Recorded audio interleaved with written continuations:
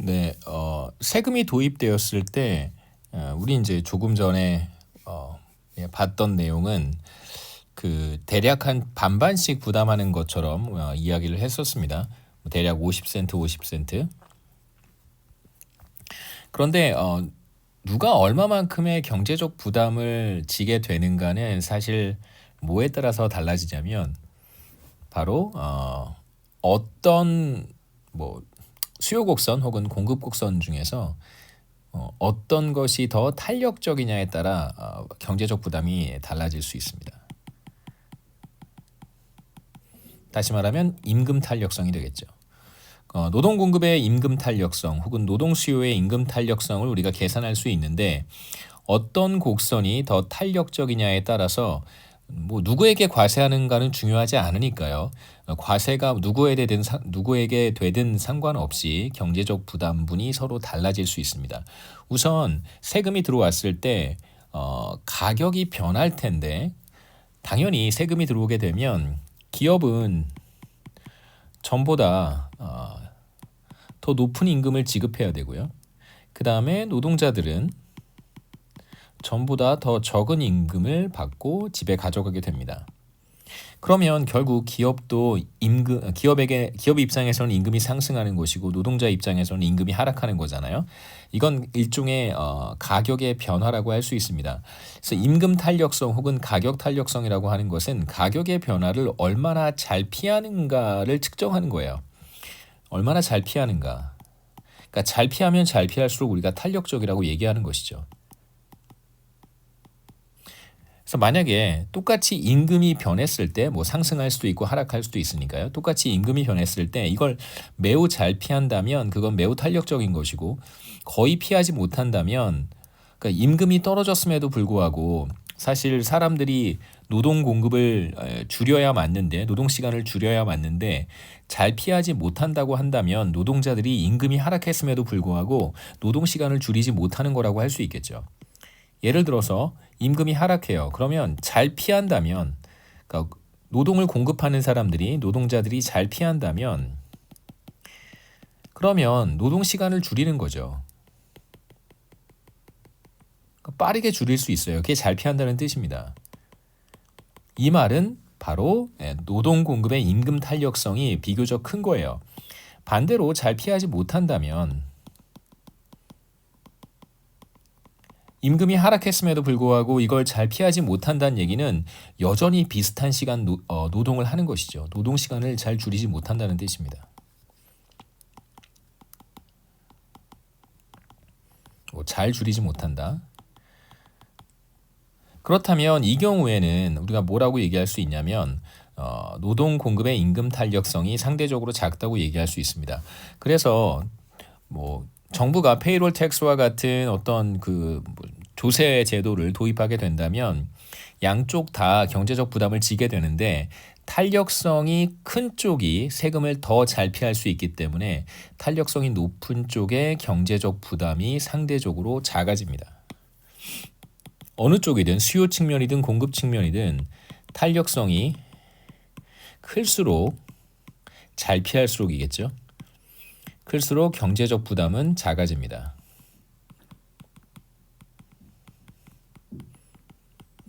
그래서 여기에서는 극단적인 경우를 볼 텐데요.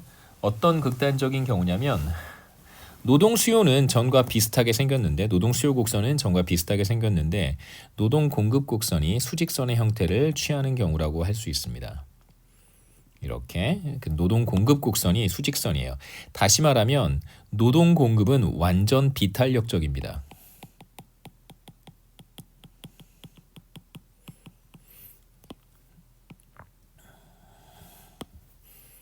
그래서 완전 비탄력적이라는 얘기가 뭐냐면 임금이 이렇게 상승하거나 하락하거나 할 때 노동 시간이 전혀 변하지 않잖아요.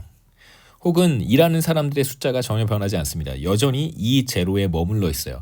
임금이 상승해도 일하는 사람들은 이 제로, 임금이 하락해도 일하는 사람은 이 제로. 그렇기 때문에 이 경우에는 노동 공급의 임금 탄력성 또는 가격 탄력성이 제로가 되겠죠. 탄력성은 제로예요. 자, 이렇다면 공급자들은 그러니까 워커들은 가격의 변화를 절대 피하지 못하는 것이죠. 그 온팡 다 뒤집어 쓰는 거예요. 세금이 들어오게 되면 이 경우에 경제적 부담은 100%뭐 전혀 못 피하니까요. 100% 누구한테 가냐면 워커들한테 가게 되어 있습니다. 자, 왜 그런지 한번 보시죠. 우선 법적 귀착은 기업에게 있다고 하겠습니다. 기업에게 과세하는 경우에요. 원래 우리가 첫 번째 케이스에서 봤던 것처럼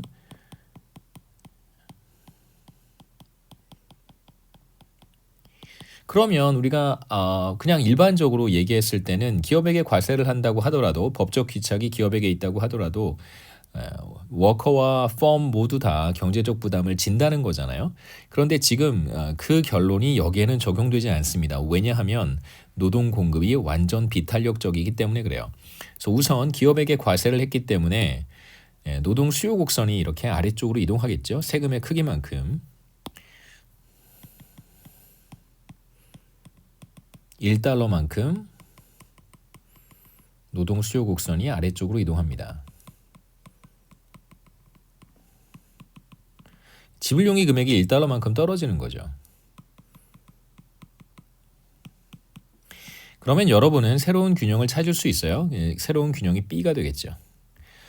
경쟁 균형은 A였었습니다. 노동 공급이 비탄력적이라고 하더라도 시장은 완전 경쟁적이기 때문에 균형은 똑같이 경쟁 균형이라고 얘기를 해요. 그래서 세금이 도입되기 전에는 W0의 임금을 주고받았었습니다. 세금이 들어오게 되면 새로운 균형 점 B를 찾을 수 있고, 그럼 이제 이 새로운 균형에서 결정되는 임금이라고 하는 W0-1 정확히 W0보다 1달러만큼 적은 거잖아요. 왜냐하면 수요 곡선이 정확히 1달러만큼 아래쪽으로 내려와서 만들어진 균형이니까요. 1달러만큼 떨어져서 점 B가 균형이 된 거니까 당연히 이때의 가격은 W0에서 1달러만큼 떨어진 금액이 되겠죠. 그래서 이 가격은 정확히 W0-1달러가 됩니다. 자, 그러면 이거는 도대체 무슨 가격일까? 똑같이 생각해 보시면 돼요. 세금이 들어오면 일단 부정적인 영향을 미쳐요. 그러면 기업은 여기에서 더 높은 임금을 지급해야 되고요. 그 다음에 워커는 여기에서 벤치마크는 W0니까요. 자, 워커는 이제 여기에서 전보다 더 낮은 임금을 받게 됩니다. 그럼 이제 확실한 것은 W0보다 낮은 임금이니까 W0-1은 바로 근로자들이 받는 임금이에요. 자, 이제 생각해 봅시다. 근로자들이 받는 임금이 W0-1입니다. 그래서 워커들이 사실적으로 받는 임금이라고 할 수 있겠죠. 근로자들이 받는 임금이 정확히 W0-1이에요. 근데 지금 법적 귀착이 기업에게 있다고 했으니까 세금을 내는 주체는 바로 기업입니다. 자, 그러면 W0-1만큼을 근로자들이 받았다는 얘기는 여기에 세금을 보탠 게 W0니까 기업은 얼마의 임금을 지급한다는 거예요. 기업은 W0의 임금을 지급한다는 것입니다. 그래서 바로 W0가 기업이 지급하는 임금이 되겠죠. 그래서 기업은 W0에서 1달러만큼 세금을 정부로 보내고 나머지 W0-1달러를 워커들에게 지급한다는 것이죠. 벤치마크 경쟁균형과 비교해 보면 기업이 지급하는 임금은 전과 똑같아요. 달라지지 않습니다. 기업이 지급하는 임금은 경쟁균형에서 결정된 임금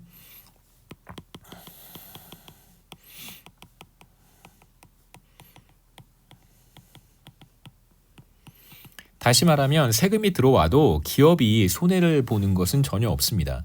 기업의 경제적 부담이라고 하는 것이 없죠. 그러니까 우리가 전에 봤던 것은 기업이 지불하는 임금이 W0보다 위에 있었잖아요. 지금 이 경우에는 그렇지 않은 거예요. 기업이 지급하는 임금이 그냥 W0인 것입니다. 따라서 기업의 경제적 부담은 없습니다. 부담은 제로가 되겠죠. 나머지 1달러는 모두 다 워커들이 부담하는 거예요. 왜 그럴까요? 경쟁균형에서는 워커들이 W0의 임금을 받았었어요. 그런데 뭐 본인들이 세금을 내지 않는다고 하더라도 노동 공급이 완전 비탄력적이기 때문에 가격의 변화, 다시 말하면 임금의 변화를 전혀 피하지 못하는 것입니다. 그래서 온팡 다 뒤집어 쓰는 거예요. 근로자들이 받는 임금이 W0-1이니까 사실상 세금이 없었을 때 받았던 임금 W0에서 세금을 뺀 것만큼 받는 것이죠. 그래서 모든 세금을 사실상 워커들이 낸다고 얘기할 수 있습니다. 그래서 경쟁균형 임금과 동일한 것은 기업이고요. 워커들의 경우에는 근로자들의 경제적 부담은 정확히 $1가 되겠죠. 참고로 균형 고용은 변하지 않습니다. E0로 달라지지 않죠. 그래서 이런 경제적 부담, 누가 얼마만큼의 경제적 부담을 지는가를 이제 우리가 뭐 다양하게 분석해 볼 수 있겠습니다만, 이제 이런 경우와 같이 어느 한쪽의 그 가격 탄력성, 여기에서는 임금 탄력성이겠죠. 임금 탄력성이 지금 이 케이스와 같이 0에 가까운 값을 갖는다면 바로 그들이 세금의 대부분을 부담하게 됩니다. 그래서 워커와 같이 워커의 노동 공급 탄력성이 가격 탄력성이 이제 0과 같기 때문에 이 경우에는 100% 경제적 부담을 워커들이 지게 되죠.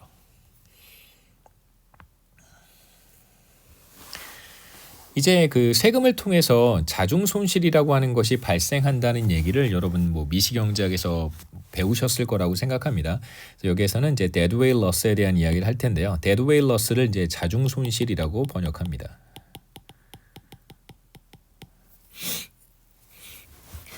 세금은 기본적으로 자원 배분의 왜곡을 초래하는, 그러니까 deadweight loss라고 하는 것이 왜곡에 따른 비용이라고 생각하셔도 괜찮아요.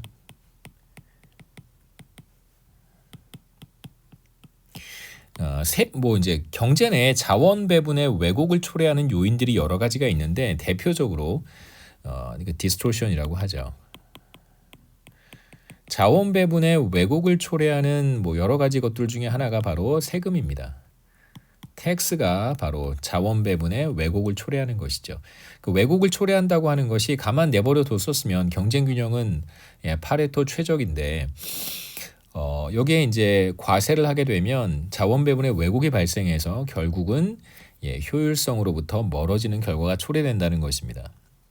우선 우리가 노동 공급 곡선이 완전 비탄력적인 경우가 아니라 우리가 처음 봤던 원래 오리지널 케이스를 생각해 보세요.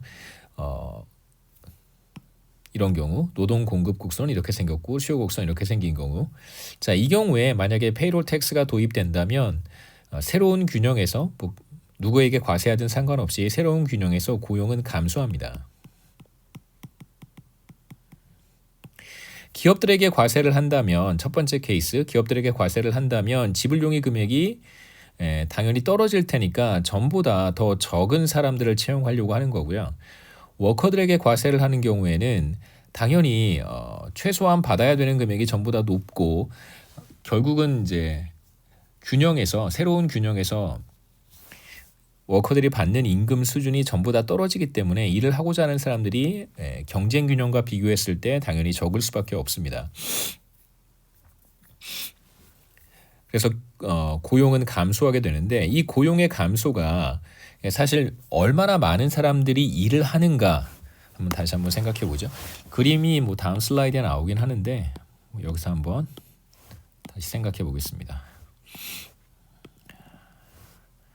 그러니까 지금 텍스가 도입이 되면 실제로 E0까지 사람들이 일을 하지 못하고 여기 E1까지만 일을 한다는 거잖아요. 그래서 E1이라고 하는 것이 바로 비효율적인 자원 배분이라고 하는 것입니다. E0에 해당하는 사람들이 일을 하고 채용이 되어야 이게 효율적인 자원 배분을 달성하는 것인데,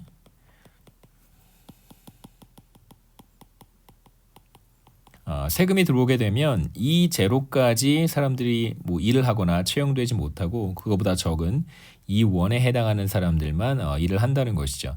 그래서 이 자원 배분, 그러니까 E1에 해당하는 사람들까지만 일을 하는 그러한 상태, 그러한 자원 배분이 비효율적이다라고 얘기를 하는데 그러니까 왜 이게 비효율적인지 지금부터 보도록 하겠습니다.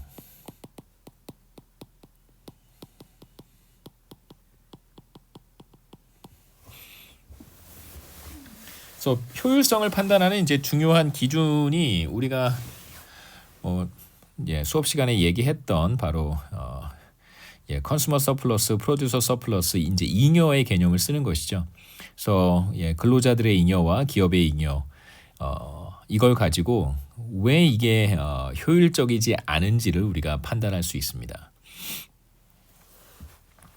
자, 앞서 경쟁 균형을 생각해 본다면 세금이 들어오지 않은 노 텍스 에퀄리브리엄에서는 기업들은 P만큼의 잉여를 얻고요. 그 다음에 워커들은 이제 Q만큼의 잉여를 얻습니다. 이게 바로 기업의 잉여가 되고, 근데 미시경제학에서는 이 위쪽에 있는 삼각형을 소비자 잉여라고 하죠. 그 다음에 Q가 바로 근로자들의 잉여가 됩니다. 미시경제학에서는 밑에 있는 삼각형이 프로듀서 서플러스죠. PS라고 부르고, 그 다음에 위쪽에 있는 기업의 잉여에 해당하는 잉여는 삼각형의 면적은 컨슈머 서플러스라고 해서 이제 CS라고 이제 보통 부릅니다. 그래서 경쟁 균형이 왜 파레토 최적이냐면 이때 이 제로가 효율적인 자원 배분일 수 있는 이유는 이때 경제적 잉여, 프로듀서 서플러스와 워커 서플러스 혹은 기업의 잉여와 근로자의 잉여를 더한 이 삼각형의 면적이 가장 커지기 때문에 그래요.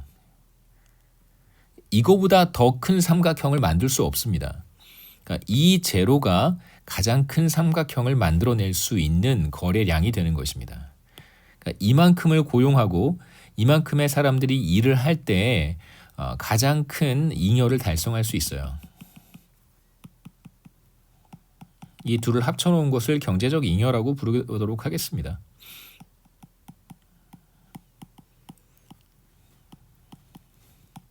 그렇기 때문에 이 제로 혹은 W 제로를 효율적인 자원 배분이라고 부르는 거예요. 그다음에 여기에서는 이제 gains from trade라고 제가 써놓긴 했는데 gains from trade가 바로 교환의 이득이 되겠죠. 교환의 이득이 바로 경제적 잉여를 가리키는 말입니다. 자, 세금이 들어온다면 그렇다면 지금 기업의 잉여와 근로자의 잉여를 더해 놓은 경제적 잉여보다 더 큰 잉여를 달성할 수는 없겠죠. 왜냐하면 고용 규모가 줄어들 테니까. 이 제로에서 이 원으로 고용 규모가 줄어들잖아요. 그렇다면 적어도 우리가 할 수 있는 얘기는 이 삼각형만큼을 우리가 잃어버리게 되는 것입니다. 이 제로까지 고용이 되어야 이 제로에 해당하는 사람까지 일을 할 수 있어야지만 가장 큰 경제적 잉여를 달성할 수 있는데 거기까지 가지 못한다면 당연히 이 삼각형을 우리가 잃어버리게 되는 것이죠. 그래서 이 삼각형의 면적을 우리가 자중손실이라고 합니다. 어떻게 자중손실이 발생하는지 한번 보죠. 자, 세금이 들어오게 되면 여러분 수요 곡선이 이동하든 공급 곡선이 이동하든 상관없이 기존의 수요 곡선과 기존의 공급 곡선 사이의 거리가 정확히 1달러가 되는 점을 찾으면 돼요. 세금의 크기입니다. 그럼 그것에 해당하는 고용 규모가 바로 세금이 들어왔을 때 고용 규모가 되겠죠. 균형 고용 규모라고 할 수 있겠습니다. payroll tax equilibrium이고요. 이게 세금이 도입된 후에 고용 규모가 되겠죠. 중요한 것은 이 원은 이 제로보다 적다는 거예요. 다시 말하면 우리는 이쪽을 생각할 수 없어요. 생각할 필요가 없습니다. 그쪽은 고려 대상이 아니에요. 자, 이제 이 원만큼의 사람들이 일을 하고 이 원만큼이 사람들을 기업이 채용을 했어요. 자, 이제 두 개의 임금을 한번 찾아보겠습니다. 첫 번째 임금은 바로 W total이라고 표시한 것이고 두 번째 임금은 W net이라고 표현한 거예요. 경쟁 균형에서 우리가 찾았던 균형 임금이 여기 어딘가에 있다는 걸 알고 있습니다. 그래서 위에 있는 W total은 뭐와 같냐면 기업이 지불하는 임금이겠죠. 그 다음에 아래 있는 W net이라고 하는 것은 이제 근로자들이 받는 임금이에요. 집에 가져가는 돈.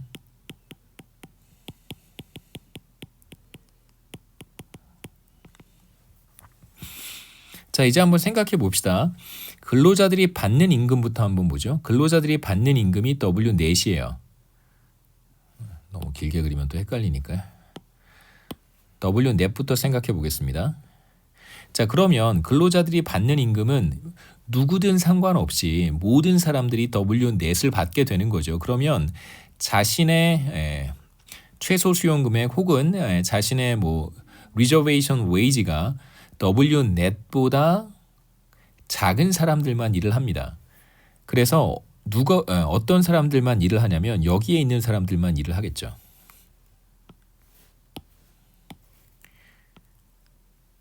W4만큼의 임금을 받기 때문에 이것보다 리저베이션 웨이지가 낮은 사람들 또는 최소 수용 금액이 W4보다 낮은 사람들만 일을 합니다.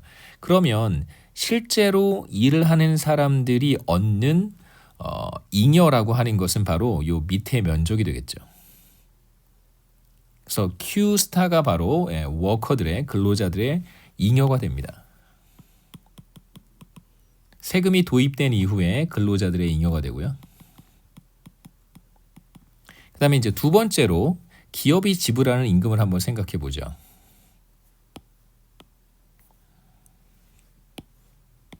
기업이 지불하는 임금은 W 토탈과 같습니다. 그러면 기업은 뭐 제가 전에도 얘기했지만 기업은 그러면 뭐 하나의 기업이 무수히 많은 기업을 뭐 대표할 수 있다고 이제 얘기를 했으니까 그러면 몇 번째 사람까지 채용을 하는 것이 최선일까를 생각해 본다면 마지막에 들어온 사람의 컨트리뷰션이 그러니까 뭐 한계 생산 또는 한계 생산물 가치가 컨트리뷰션이 W 토탈과 같을 때 그때 채용을 스탑할 거예요.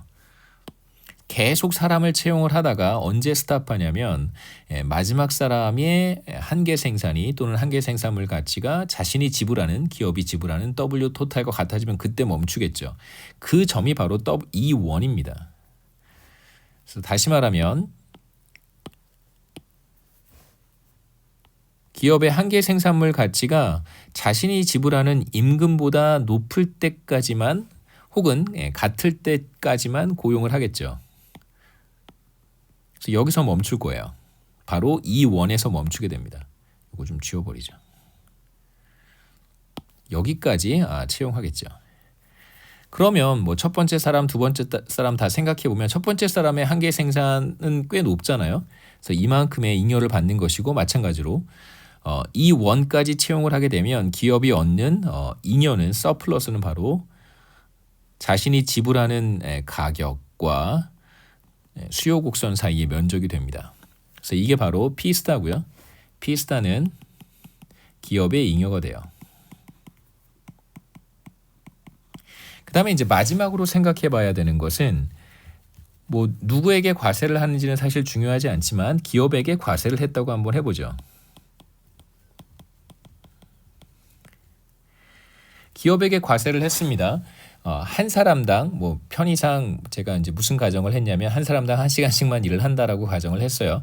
그 다음에 이제 고용을 하는 사람들을 숫자는 E1과 같습니다. 세금이 들어오면 E1까지 채용을 하는 거죠. 그러니까 사실상 기업은 E1명을 채용한 거예요. 물론 한 사람당 1시간씩 일을 하지만 그러면 기업이 부담해야 되는 세금의 총액은 얼마일까요? 그러니까 1인당 1시간씩 일을 하니까 그거에 대해서 1달러씩 과세를 해야 되는 것입니다. 그러면 기업이 부담하는 세금의 총액은 얼마가 같냐면 1달러 곱하기 1시간씩 일을 하니까 E1명이 여기다 E1을 곱하면 되겠죠. 1달러 곱하기 E1입니다. 이게 바로 기업이 부담하는 세금의 총액이에요. 그래서 그림에서 잘 보시면 1달러는 어디에 해당하냐면 여기 지금 하얀색 부분 제가 노란색으로 한번 칠을 해보겠습니다. 이 노란색 사각형에서 이 사각형의 바로 높이가 정확히 1달러죠. 높이가 1달러고요. 사각형의 높이. 그 다음에 E1은 바로 이 사각형의 아랫변의 길이와 같습니다. 길이에요. 사각형의 높이 곱하기 아랫변의 길이를 하면 이게 바로 사각형의 면적이 되는 것이죠. 그래서 세금의 총액이 바로 T와 같습니다. 이게 기업에게 과세를 했고 기업이 정부에게 보내는 세금의 총액이 되겠죠. 그래서 뭐 정부도 세금만큼의 그래서 T는 정부의 잉여가 되겠죠. 정부 수입 또는 정부의 잉여라고 할 수 있습니다. 보통 정부의 잉여라고 하지 않고요. 정부의 수입이라고 합니다. 조세 수입이 되겠죠.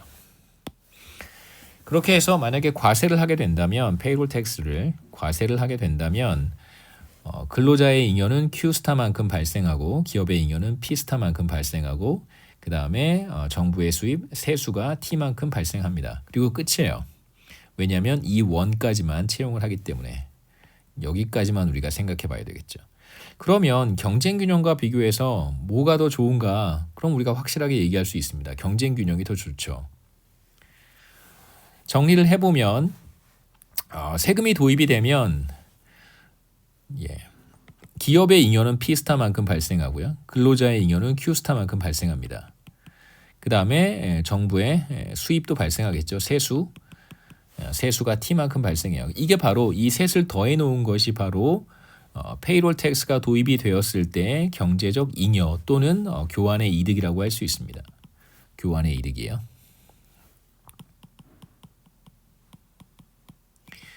뭐 당연히 경쟁 균형에서 우리가 얻을 수 있는 경제적 잉여보다 당연히 작죠. 경쟁 균형에서는 노텍스 이퀄리브리엄에서는 얼마만큼의 경제적 잉여 혹은 뭐 사회적 잉여라고 해도 괜찮습니다. 얼마만큼의 잉여를 얻게 되냐면 바로 이 전체 삼각형의 면적만큼의 잉여를 얻죠. 돌아가 볼까요? 바로 P 더하기 Q만큼의 잉여를 얻습니다. 만약에 세금을 부과하게 된다면 그거보다 적은 P스타 더하기 T 더하기 Q스타만큼의 잉여가 발생하겠죠.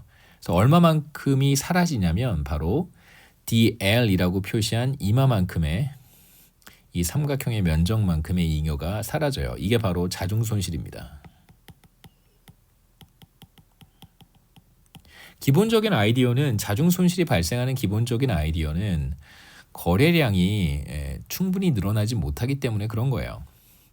그러니까 정부의 시장 개입을 통해서 사실상 거래량이 줄어들었기 때문에 자중손실이 발생하는 것입니다.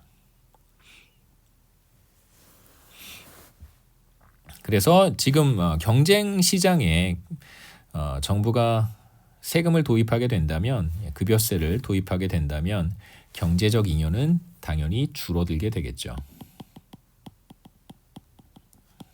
혹은 교환의 이득은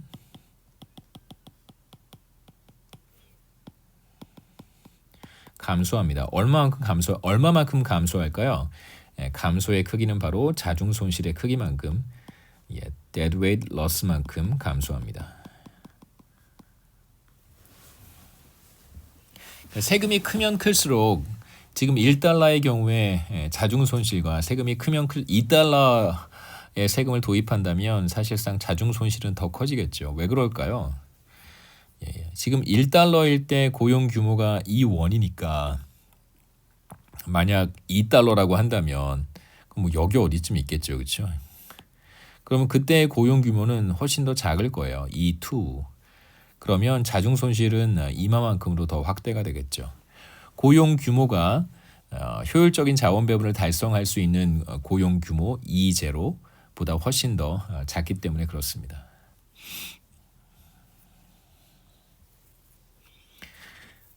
이제 우리가 세금을 받으니까 이어서 보조금에 대한 이야기를 좀 해야 되겠습니다. 서브시디즈를 한번 생각해 보죠. 보조금입니다.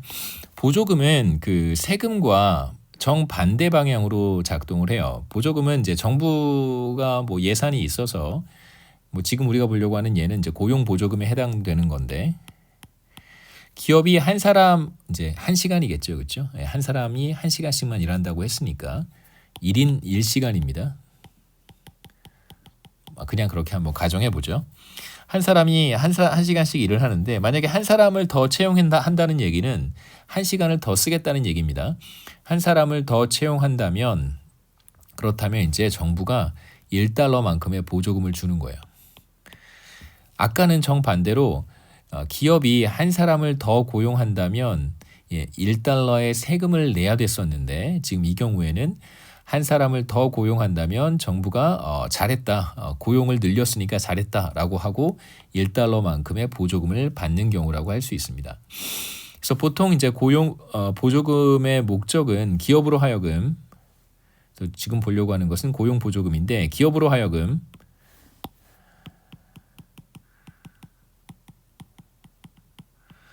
고용을 혹은 채용을 늘리는 것이 목적이겠죠.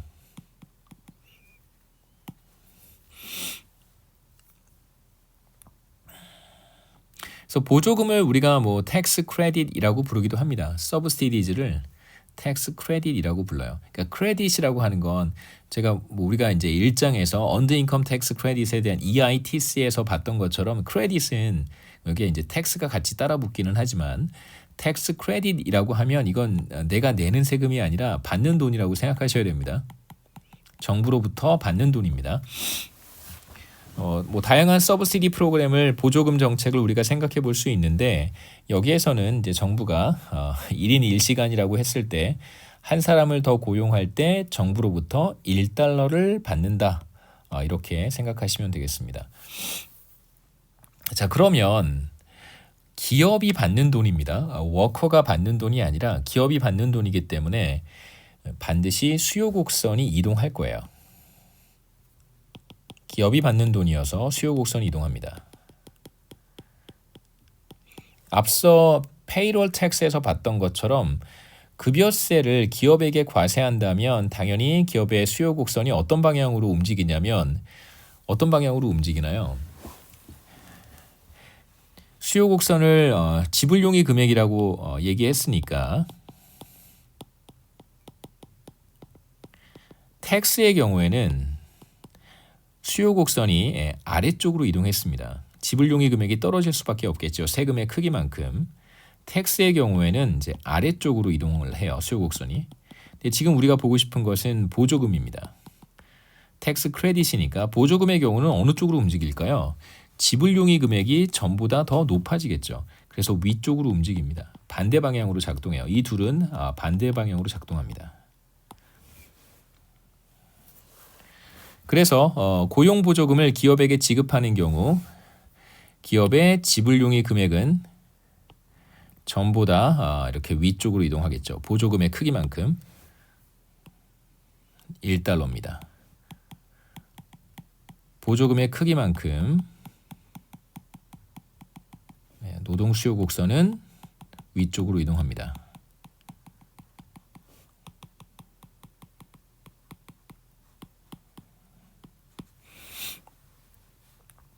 $1를 더 지불할 용의가 있는 것이죠.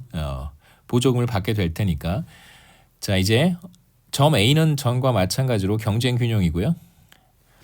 노동수요 곡선이 위쪽으로 $1만큼 이동했으니까 우리는 새로운 균형 점 B를 찾을 수 있습니다. 새로운 균형이죠. 보조금이 도입되었을 때 새로운 균형이라고 한번 해보겠습니다. 자, 이제 세금과는 반대 방향으로 생각하셔야 돼요. 세금이 도입되면 이제 부정적인 효과로 인해서 워커들은 전보다 더 적은 임금을 받고 기업들은 전보다 더 높은 임금을 지급해야 된다고 얘기했었어요. 그런데 보조금은 반대 방향으로 작동합니다. 보조금이 들어오게 되면 이제는 워커는 전보다 더 높은 임금을 받게 되고 기업은 전보다 더 낮은 임금을 지급해도 돼요. 왜냐하면 그 차이만큼을 정부가 메꿔주기 때문에 그렇습니다. 그래서 웨지를 메꿔주는 역할을 서브시디가 한다고 생각하시면 돼요. 그러니까 기업과 근로자 사이에 임금의 격차가 발생할 텐데, 그러니까 지급하는 임금과 받는 임금이라는 의미에서 임금의 차이가 발생하는데요. 그래서 이 차이가 정확히 보조금의 크기와 같습니다.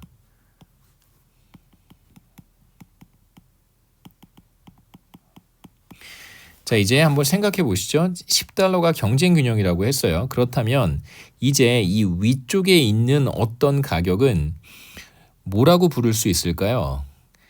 세금의 경우에는 기업이 지불하는 가격이라고 불렀지만 보조금의 경우에는 보조금은 양쪽 다 좋아질 수 있는 거니까 이제 위쪽에 있는 가격은 뭐라고 불러야 되냐면 바로 근로자들이 받는 임금입니다. 그 다음에 아래쪽에 있는 것은 실제로 근로자들한테 W0보다 더 높은 임금을 기업은 지급할 수 있어요. 왜냐하면 정부가 보조금을 주니까. 그러면 보조금을 빼고 실제로 기업이 지불하게 되는 임금은 W0보다 낮겠죠. 기업이 지급하는 임금입니다.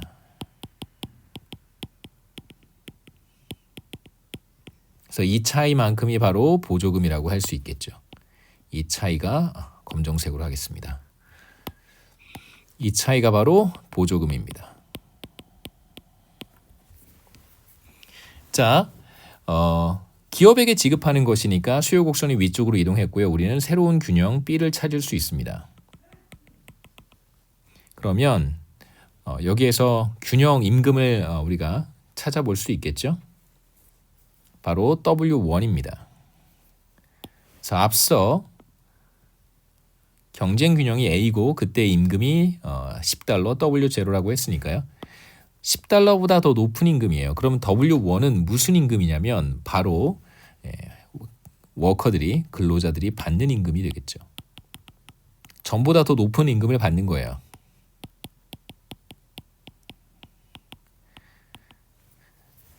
이게 어떻게 가능할 수 있는가? 정부가 보조금을 주니까 가능한 것이죠. 그러면 실제로 기업의 주머니에서 기업의 금고에서 나가는 돈은 기업의 은행 계좌에서 나가는 돈은 얼마가 될 것인가? 바로 $1만큼을 차감한 그 $1만큼은 정부의 보조금이니까 W1-1달러가 바로 기업이 지급하는 임금이 되게 사실상 기업이 지급하는 임금입니다. 정확히는 기업이 부담하는 임금이라고 할 수 있겠죠. 그리고 이 차이만큼을 정부가 보조금으로 메꿔주는 것이죠. 자, 이제 한번 생각해 봅시다. 근로자들이 받는 임금이 전보다 더 높아졌어요. W0보다 경쟁 균형에서 결정된 임금보다 더 높아요. 그렇다면 경쟁 균형에서 고용 규모보다 더 많은 사람들이 일하려고 하겠죠. 자, 이거 임금은 이제 이렇게 한번 됐다고 해보죠. W1입니다. 그러면 경쟁 균형에서의 사람들 숫자, 고용 규모 E0보다 더 많은 사람들이 일하려고 하겠죠. 임금 수준이 높아졌으니까 받을 수 있는 임금이 더 높아졌기 때문에 더 많은 사람들이 일을 하려고 합니다. 그래서 E1이 되겠죠. 그래서 보조금이 도입된다면 고용 규모는 증가하겠죠. 고용은 늘어납니다. 근로자들은 더 높은 임금을 받는 것이고요. 기업들은 보조금의 효과로 인해서 실제로 더 적은 임금을 지급해도 괜찮습니다.